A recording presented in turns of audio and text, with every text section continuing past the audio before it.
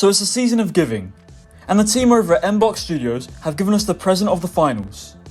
With the current state of the FPS gaming scene being questionable at best, this game has certainly come out at the perfect time, and ever since I got my hands on it, I haven't been able to put it down. But what makes the finals so damn fun? Is it just a flash in the pan that will disappear into obscurity within a few months? Or has Embark Studios really created something special? Well, prepare to get a last minute cash out and grab some popcorn as I review the finals.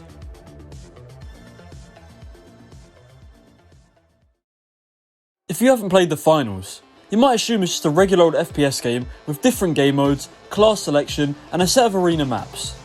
However, the finals is completely different to anything I've ever seen in this aspect. Taken on a game show style setting, the finals sees 3 teams of 3 fighting over vaults of cash.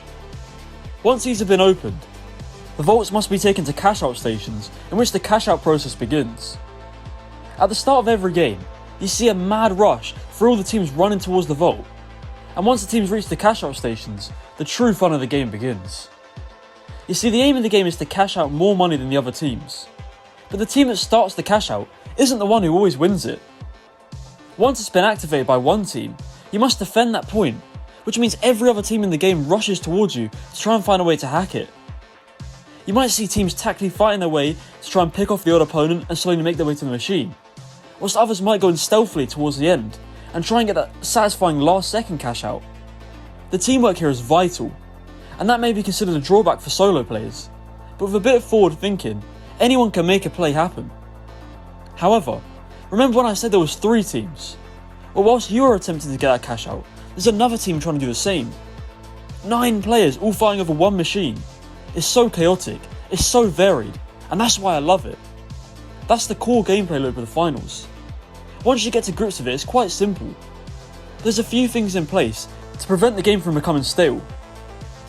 Firstly, the machines don't have any set locations, meaning in every single game, you'll be fighting over different areas. One machine might be in a building, causing intense close quarters combat, whilst another might be out in the open, making it difficult to hold down the area. Add to that the X factor of the finals, the thing that makes this game different, and in my opinion, special: the destruction. With the use of some abilities that we'll get onto later, entire buildings can be breached, set up to your advantage, or destroyed entirely. This makes fights even more varied, as one minute you can have a building secured and hunkered down, and the next, the team below you has blown out the floor, causing the machine to fall, and now it's right in their hands. I'll give you an example. In my first game, I didn't really know what to expect, and I didn't really know what was going on. Me and my team had just got the vault, and we took it to a cash out machine in the attic of a house. All of a sudden, I realised I have an ability that can shut off doorways, so I start blocking off some of the entrances. All of a sudden, I'm hearing explosions. There are people coming through the roof, storming their way up the stairs, and using explosives to get us out of our position. I just remember being absolutely stunned by the level of destruction, and me and my teammates were left on the top floor trying to defend off attackers from all different directions. It was during that chaos where I realised I was playing something special. A game that could combine all of its mechanics to create these memorable situations and scenarios that are both fun, chaotic, frustrating, intense and rewarding all at the same time. And that's why the gameplay loop of the finals is something that everyone should try and experience. I should probably say this before I forget, but the movement in this game is absolutely fantastic. But you've probably seen that from the gameplay, so I don't need to go into it. I mentioned earlier that this game has abilities. Well, it also has different builds and classes to choose from. We have the Light class, who specialises in speed and evasion. Their abilities are designed to promote a run and gun playstyle, where movement is at the basis of everything. Equipped with a choice of melee weapons, pistols and SMGs, this class is best when you're running into the action head first, supported by abilities like a cloaking device, grapple or dash. Medium is the middle ground. Equipped with mostly mid-range guns like assault rifles, an average speed, and support style abilities like a healing beam or turret. Their role is to really support the cash out and their teammates, while still being involved in the action. Heavy, as you would guess, is the slowest but tankiest class. Equipped with high impact weaponry, such as sledgehammers, shotguns or light machine guns, and abilities such as a shield. The Heavy will not only support teammates, but cause the most destruction on the map, and be a real pain for other classes to take out. All of the classes fit their role in the sandbox, and if you're taking the game a bit more seriously, you can come up with combinations of your teammates to create some really powerful synergies. These can be extremely effective, as me and my team are notorious for using, or rather you could say abusing, the turret and gas mines. This has proved to be pretty effective for us too. We managed to clutch up our first tournament final with just 2 of us. We were using gas mines, turrets and a healing beam to secure the final cash out. Admittedly though, some things might be considered slightly overpowered, the gas mines being a particular standout. But there's so much that's powerful in the game that it kind of balances itself out, and each class is pretty equal in that regard. I really hope more abilities and weapons are added further into the game to add to the chaos and sandbox that already exists. Any good FPS game worth its salt needs a good selection of maps, and while you might be concerned to see that Finals only has 4 currently, but to be perfectly honest with you, this doesn't matter. The maps are all large and varied, with huge verticality akin to a game like Hyperscape, and they have loads of interior spaces to fight over. These maps range from fighting over skyscrapers, cities, and even casinos in Las Vegas. And the different time settings and visuals give a different vibe in every match. That's not all though, as the maps can randomly generate with different traits, from moving platforms, construction sites, and they all mix up the gameplay even further.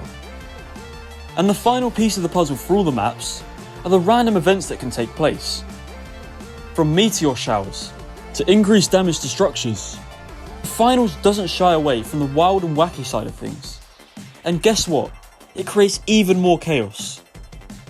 I can't pretend that I would have liked to see some more maps in the game, but the ones in the game are solid, and the amount of varied encounters and events that can take place on them creates a ton of replayability. Once again though, I do hope Embark are looking at more maps they can add in the future that are even more spectacular and chaotic.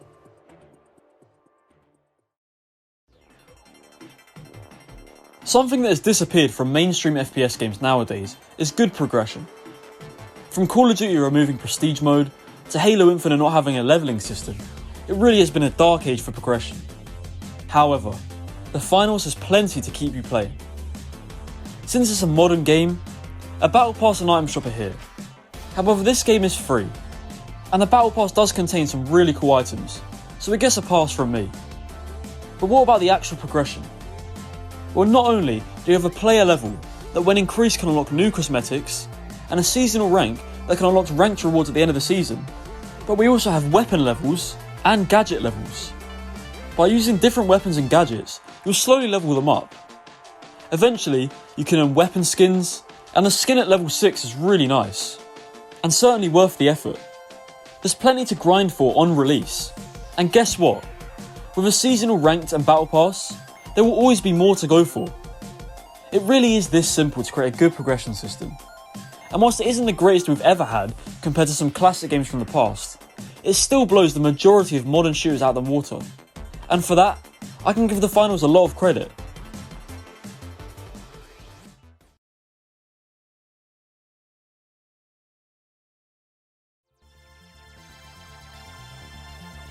If you're tired of the same old shooters every year, or want a new game to play that is pure fun, all I have to say is, what are you waiting for?